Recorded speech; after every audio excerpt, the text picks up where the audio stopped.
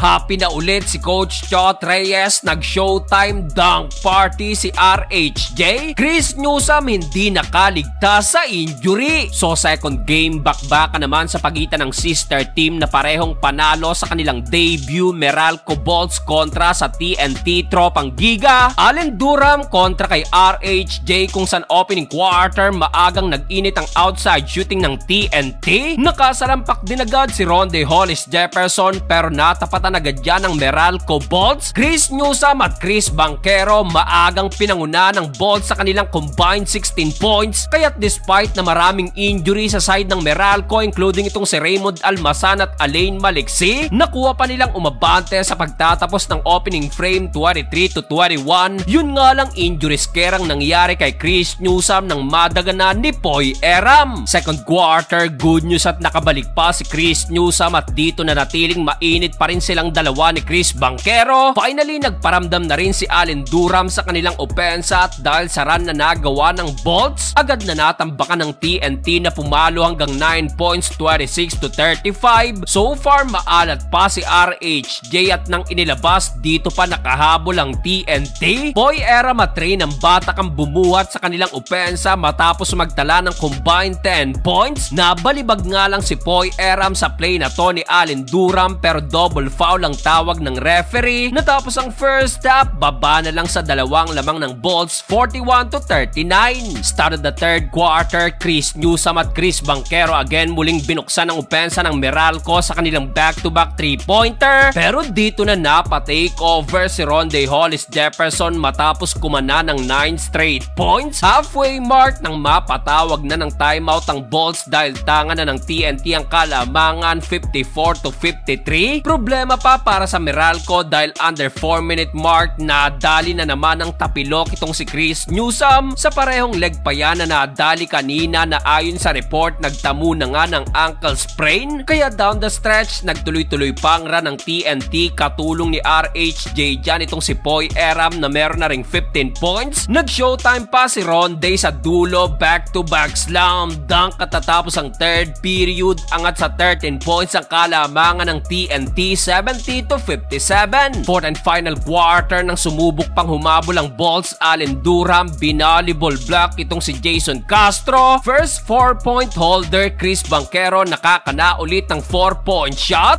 Na ibaba na sana ng Bolts ang lamang sa single digit kaso halfway mark na counter din niya ng TNT. Showtime pa rin si RHJ hanggang dulo. Happy na ulit si Coach Chot Reyes dahil sa huli nakuha nila ang kanilang ikalawang panalo.